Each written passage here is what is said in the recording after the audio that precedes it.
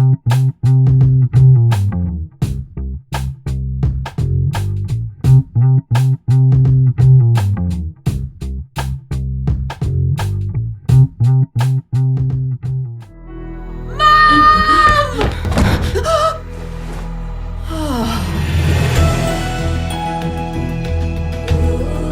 are on your way to becoming a woman.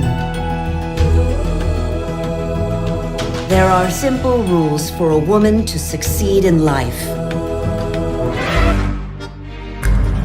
Beware of everything, especially men. I did not exist before I met you.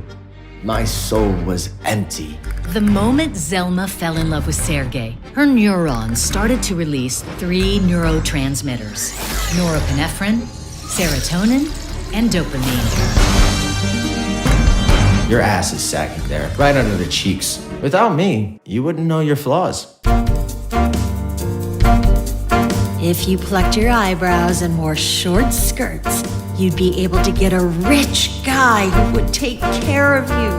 I'm a girl and have a girl repertoire. I'll be the best girl I can be. Let's go. What a great day to get married. Do you have a secret? You are the one. You can change everything. I feel so small before this daunting. I would give everything I have for you to love me, except for just one thing. I dance on the graves of my many mistakes. They're cold, shiny stones. They teach me new rules. Tip top, tip, tippity top. I'm moving forward. I'm moving out. Tip top, tip, tippity tip. I'm moving forward. Going on a trip. Love your children more than your husband, and everything will be all right. Could it be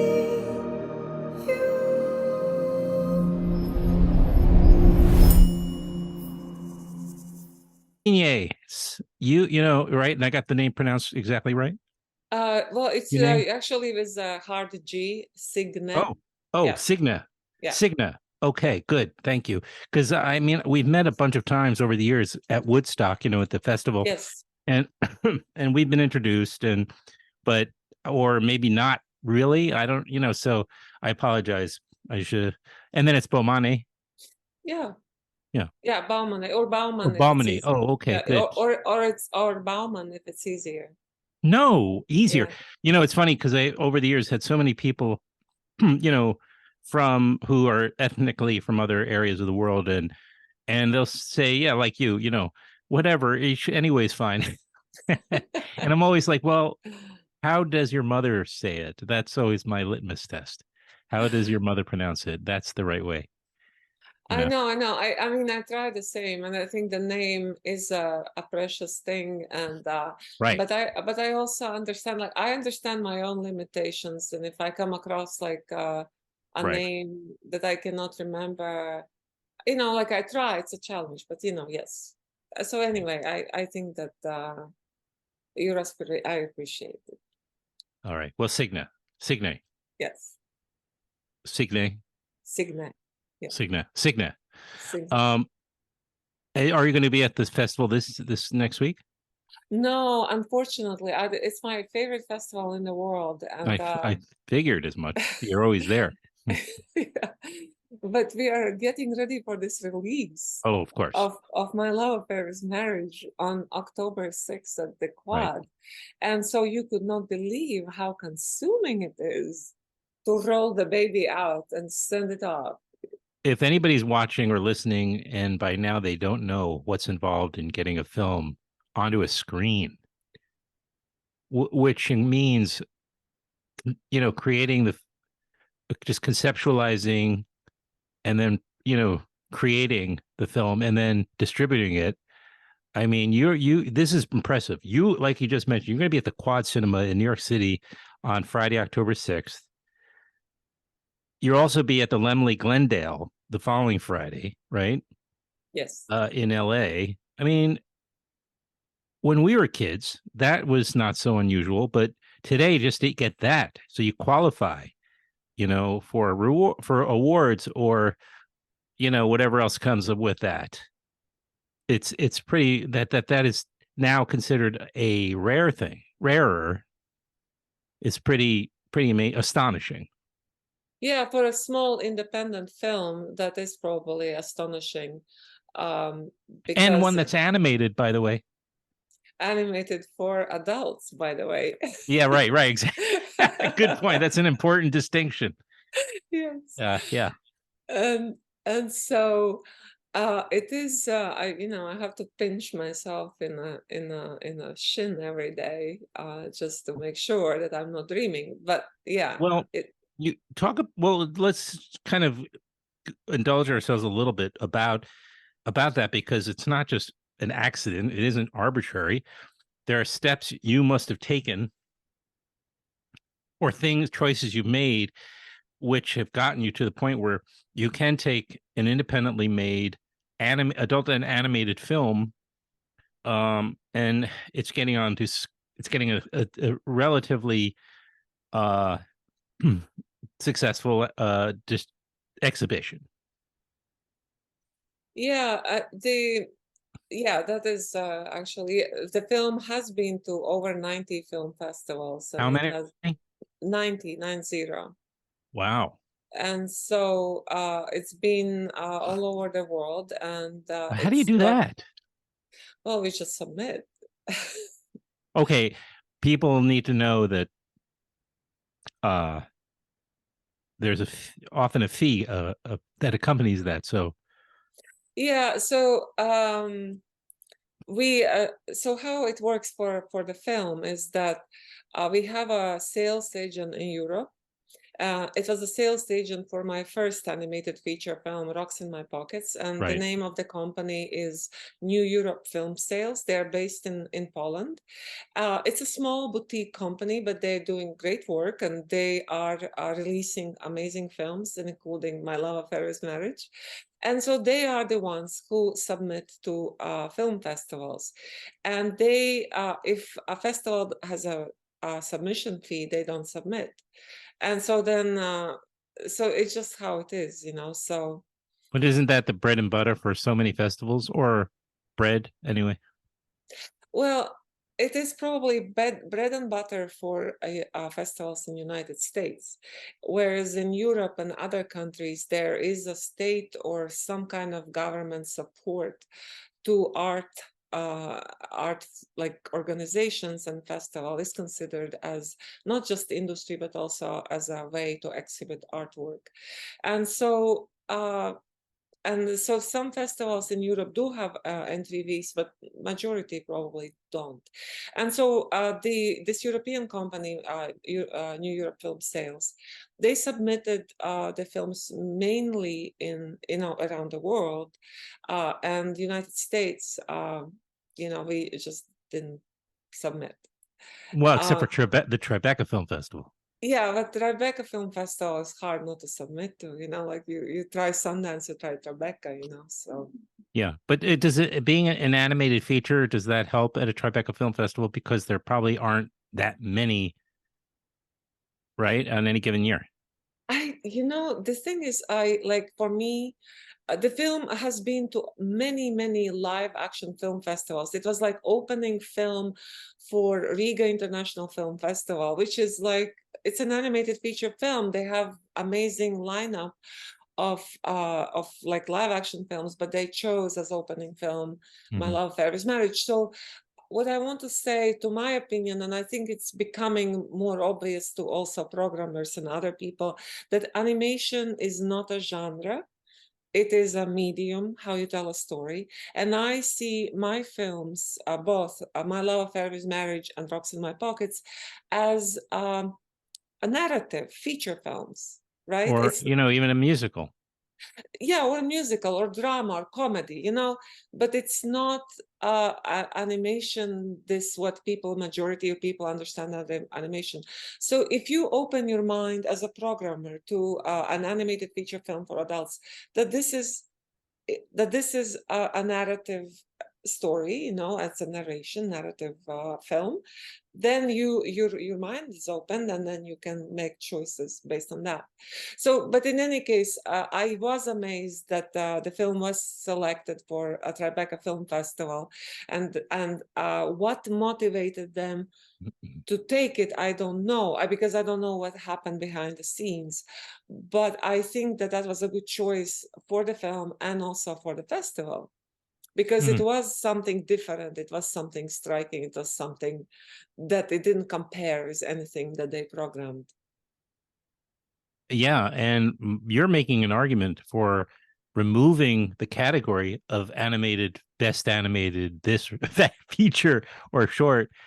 In a way, you're making the argument that it should be treated like any other drama or comedy or musical in this case, or what have you. It's a pretty funny, ironic that, you know, if you speak loud enough and somebody hears you about that, maybe there won't be any animated category anymore in awards. Yeah, that I don't know, right? Because you know, Well, it is. I'm being a little silly, but you know. No, but I have been thinking this is a very, very good, valid question. You know, do we want to eliminate animation film festivals? Do we want to Oh, eliminate the but best no, but they're yeah. I mean, but then it's okay to have animated. You know what I'm saying? No, I know. But you know, That's different. yeah, you know, Guillermo del Toro, you know, he's a Sure. Heard of big 'em. proponent for like his like big thing is animation is a medium, right? It's so it's like, do not dismiss animation as just something for kids, you know. And this is he still makes films, like his animated feature films are for, you know, Pinocchio is for adults and for children, whereas I make the films mainly for, I mean, just for adults, you know, maybe like some teenagers, but mainly for adult audiences. And so for me, animation is like unique way of telling really complicated layer stories that live action films as actors are not able to do, because, you know, I can go into person's mind, I can go into person's Yeah. biology. If you can imagine it, you can do it. Yeah, exactly. Or if I have skills to do it, I can do it. Yes. Well, that's another subject which we should talk about too. But what I was going to say is, this is, I think, this particular film again. It's called My Love Affair with Marriage. I think this is a great film for a teenage girl. I completely agree with you.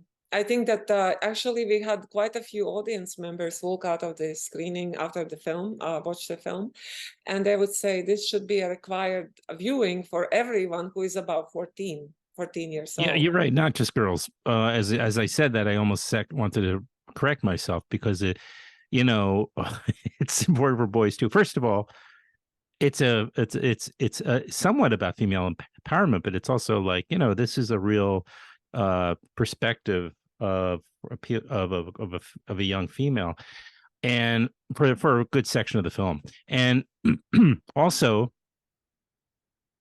it's a biology class. This is really spectacular.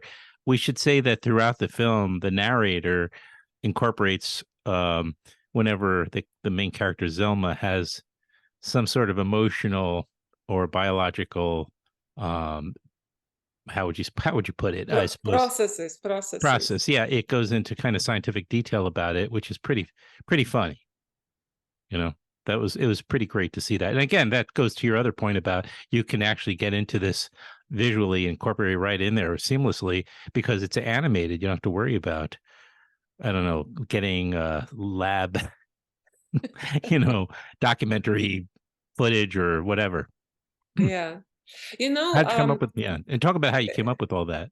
Yeah, you know, there's a few years ago, there's this film called Big Short or something, you know, I don't know if you remember. Yeah, The Big Short. Yeah, it was about the financial collapse of the country, right?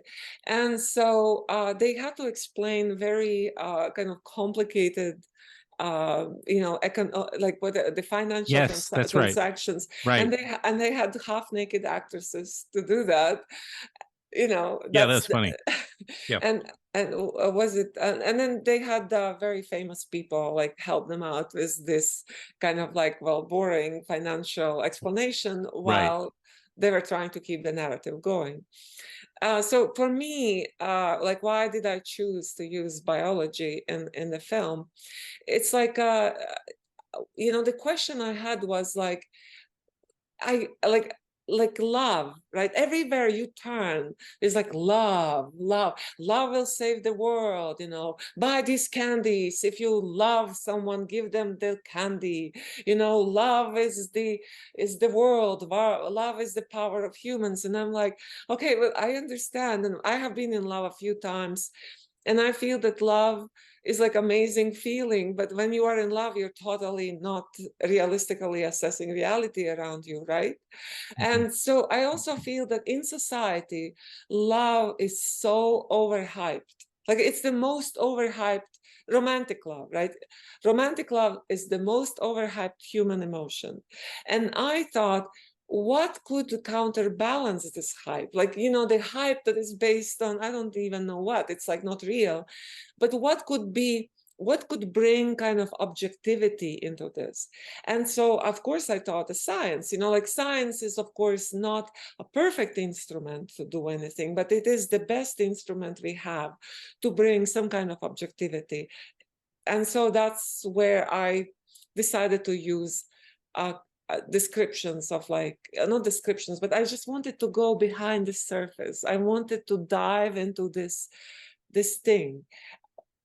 What happens when you fall in love? What happens when you fall in love, out of love, when on a biological level? It's just interesting.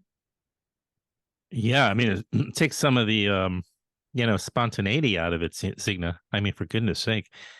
Like spontaneity of what? Oh, well, without having where you just go with the flow and you're in love and you just act out your emotional impulses and you don't think about the scientific explanations behind it typically. No, of course. I mean, you shouldn't be thinking like I'm talking to you right now. I know, right? Yes. I'm not like counting how many dopamines are released in my bloodstream. Yeah. But that's a different podcast entirely. I know, but the thing is that knowing Yes. this gives you a power, control. Like a lot of people after watching the film came to me and said, oh my goodness, I finally understand why I couldn't leave this horrible person, because there was this attachment and I couldn't explain.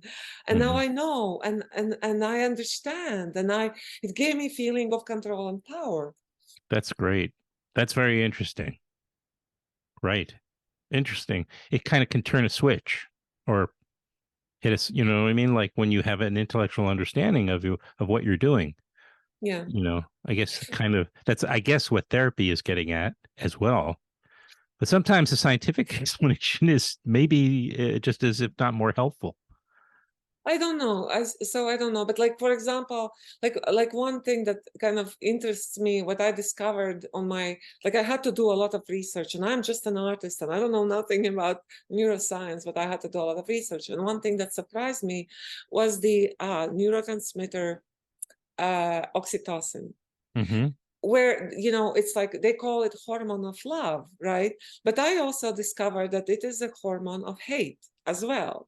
And so a lot of politicians kidnap, or what we call it, hijack our pathways of oxytocin effect. So when you are as does the media.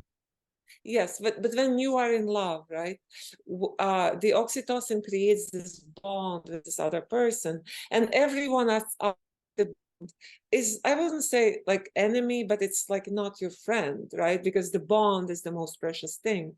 And so when you are going to political rally, or when you're going to sports game, right, when you are united and you are together and you're like-minded people, you have a lot of oxytocin and you feel in love with each other, you feel united. Then you walk out and then you see the opposing protesters or opposing team and you want to beat them up. And so this is where awareness helps you to understand what is happening. Like awareness helps you when you turn on the prefrontal cortex, you're able to say, stop, I shouldn't feel this hate. This is oxytocin, the side effect.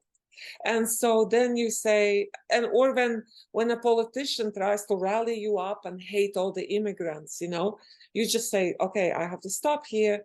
This is these processes, and they're being hijacked by this particular person. So I'm just saying that knowing things it gives you power.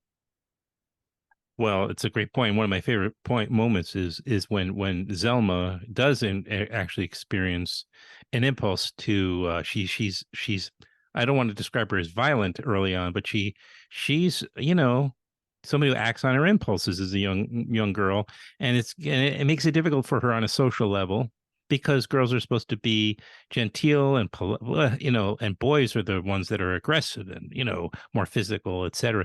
So she actually has to have this internal, right, kind of conversation. Well, it is an internal one regardless. It's the impulses maybe to hit, but then there's this other part of your mind which corrects you and says the outcome of this will not go well. So yeah, prefrontal cortex. Yes. Yeah. Oh, there it is. Anyway, it's really fascinating. I don't want to suggest though that this is the major part of the film. It's just a component to the film, and there's so much of it is about just this Zelma's experience and her growing up and her discovering, the empowerment of herself and not having to, right, I guess, rely on all the things that society teaches her how to behave. Yeah, I think it is a journey towards self-discovery. Yeah. But it is also a journey away from existing paradigms of the society's kind of paradigms where women have a certain place in society. And as an individual, it feels very oppressive to be in these like paradigms and being constrained by the box that you have to fit in. And so to me, the film's ending was like when she, the ending when it's like open-ended, and I was like, okay, but what is that other thing that she can walk into, and that was hard to know, because I think that I lived enough with the old structures, with the old paradigms of society, that it is hard for me to even imagine what could be the future of equality and true intimacy. The film is about that inequality destroys intimacy, and only when you have a true intimacy, the true power of the couple can take place. And somehow, in one relationship, one person is thinking that he's superior to his female partner, and in the other relationship, the partner holds a secret, and secret is also, power and inequality. So, in some ways, this inequality dooms both relationships. That's kind of. It dooms all relationships eventually if you feel you're superior or inferior. Right. Exactly. It's called My Love Affair with Marriage. It's directed by Signe Baumane, who I can't believe it's now 12 years I've been doing this show, this podcast, and I finally corrected this egregious error of not having you on sooner. This is your second feature, right? Yes, it is my second. Because you made feature. many shorts, animated shorts, but this is your second feature after Rocks in My Pockets. Yes. Yeah. Yes. So which was an amazing film, by the way. Also, thank you. Really, I like my pitch for My Love Affair with Marriage is like this. I made a lot of short films about sex, and I made one feature film about depression. In my new film, I combined the two, sex and depression. So I made film about marriage. So that's my. Do you feel that the culture, at least in American culture, is catching up with you and the stories you like to tell? No, I think that I'm outsider. Is that important? Yeah. I am. First of all, I'm an immigrant, and I emigrated. I came to United States, when I was 30. So I still from speak Latvia. from Latvia, and so for me, I think that I integrated really well, but it's not like I'm not steeped in this culture. It's not like popular culture is like I don't really understand it quite. But I think also as an artist, I think it is my duty to look from outside in. I do believe that like art, like some groundbreaking work can only happen when it is created on the margins of society or the margins of industry, because like at center, let's say, of film industry, Hollywood, I don't think that there's anything new what they make. It's like it's the same ideas perpetuated over and over, and more interesting things happen on the margins. And so this is where I find myself, and it's kind of where I would like to be. Thank you for that. That was well put. Can you let's just make sure we include again, it's going to be at the Quad again, in case anybody missed it. On Friday, October 6th, it'll be at the Laemmle Glendale Cinema in Los Angeles on the 13th. It'll also have a premiere a little earlier if people are really eager to go to the. What were you want to mention it, or yeah? So is it by invite only? No, it's so in LA, the first screening, the premiere screening in LA is in October 12th at Laemmle Royale, and I think it's kind of getting selling out, so that's good news. Yeah, great news. Yeah, so I just recently checked the room, and I was like, well, ooh, yeah, it's should up. You've been in 90 festivals, the word of mouth should be pretty good. Yeah, I don't know. That about American audience is very finicky. You never know. Yeah, I know. Yeah, there's. But the hope is that people would enjoy it. Oh, if they see it, they certainly will. Just getting them in the seats is the trick, right? And mention now the young woman who's worked on the science part with you. Yes, Yajun she is she animated all the biology segments. Wow. And she graduated from Pratt. She's originally from China. Very, very talented woman. And apparently, yeah. And the composer of the music, which is another core feature of the film. Yes, so composer of the music, of the whole music, score and the songs, is Christian Sensini. He lives in Italy, and he worked on my previous film, Rocks in My Pockets, and we worked on this film, and we never met until the premiere of My Love Affair is Marriage. But it's just I think he's very, very talented, and we work together really well. So yeah. And you're now, and then we can't forget the voice work. Oh, some of my favorite actors are on the cast here. I've been wanting Matthew Modine on this show for forever. Stephen Lang, great. I saw him in the 80s on Broadway in Death of a Salesman, and he, of course, more people know him for Avatar as the villain. Yeah, and here in this film, he's playing a lover, not a perfect lover, but No, what lover is perfect? Who wants a perfect lover? Who wants one anyway? I never met somebody who did. Go ahead. I'm sorry. And then don't forget Dagmara Domenček from Succession. From Succession. Mm-hmm. Yes, she's amazing. She also was in Lost Daughter and the feature film. But I mean, she's like also in Bottom's like most recent film. I mean, she's also great and amazing. And one great thing about Dagmara is that she's Polish American. So for her, that Eastern European reality was really close to home. Right. I didn't have to explain why these guys would do stuff like that. And she's like, oh yeah, I met them. You don't have to explain. Yeah, I know these guys. Yeah. Whereas Stephen Lang, he had a question. He was like, why my character would propose after spending just one night with this young woman? And I was like, Oh, okay. So I guess I have to explain you why. And so, because that was the reality where I'm coming from. Really? Yeah, that because the marriage didn't like marriage and divorce didn't have such a great consequence like as it does in this country, where it's very hard to divorce, and it's like all the joint assets, like all these complications. Right. Yeah. Where I was coming from, getting married was just as easy as getting divorced. And the second thing was this character was hoping to change his life. Like, well, if I say these magic words, maybe my life, I'm not happy with my life, maybe my life would be better.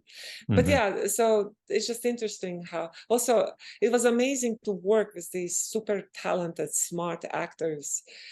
We worked with 30 singers and actors. So we worked with Storm Large. I don't know the singer. Do you know, from Pink Martini? She sings as Pink Martini. She's Yeah, Portland. Yeah, I've heard of Pink yeah, Martini.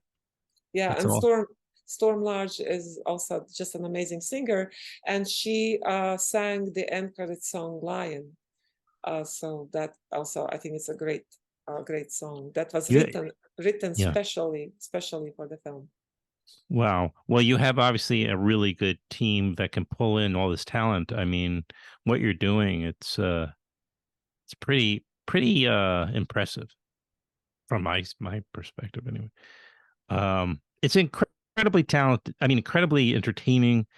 I really recommend everybody go see this, and I'm sure eventually it'll be available more broadly for people that don't live in New York City or Los Angeles. But it's a great popcorn movie. It's going to be fun, and it's fine for the family. I mean, anybody, again, if you're going, probably younger than teenagers might get a little bit bored. They may be expecting a superhero to pop up or something, but No, Zelma is a superhero on some level. But go ahead. a friend of mine, you may know him, Bill Plimpton. He brought his son Oh yes, for yeah. for the premiere, and the son was Lucas was 9-year-old, Oh 9 years, really? and he watched the film and he never got bored. And then at the end, Lucas said, "I didn't understand everything, but it was interesting." Yeah, Yeah, yeah. yeah. Certain things get in there. I mean, uh, yeah. You figure out the sort of how everything connects when you get older from experience, but you can get certain points for sure as a 9-year-old. I remember being 9, um, and I was pretty stupid. So that's I'm sure Bill Plimpton does not have stupid children. He's been on here twice. Oh, great. Yeah, he's going to be at the festival. Yeah, no, he has a feature film coming out. Yeah, And very yeah, exciting. So it is the year of the art house cinema feature, animated feature. That's a good year. it is a good year, yes. And I do hope that Bill Plimpton runs for Oscars with his new feature film, so Oh, we can. have you seen it? Not yet, not yet. Yeah, it's a Okay, we'll secret. get So him on here. Yeah, I'll have yeah, to get him. I'll have to get him on here. Thank you so. I think unless did I leave anything really important out? yeah, I don't know. That's Probably. Well, I'll do I'll put the trailer on at the beginning, okay. and we'll give people a little sample of what the film is looking like, um and let everybody know, as many Thank people you. as we can reach anyway. But thank you. Yeah, it's been great. I'm finally glad I can tick this off my list. You finally made it onto the podcast. That's great. And I do hope to see you in Woodstock next year. You will. Yeah, I'll It's the be 25th definitely. year, Yeah, I so know it's we all have to go. we all have to go. Yes. Otherwise, Mira will. I don't know. Yeah. She'll fall apart. No, she just put us on a blacklist. All right. Yeah. This has Okay. been great. You're a delight, and I really appreciate it. And I'm just so grateful that I got to see my love affair with marriage. Thank you so much. And we keep in touch. Okay, sounds Okay. good. Okay. All right. Bye. Bye. Bye bye.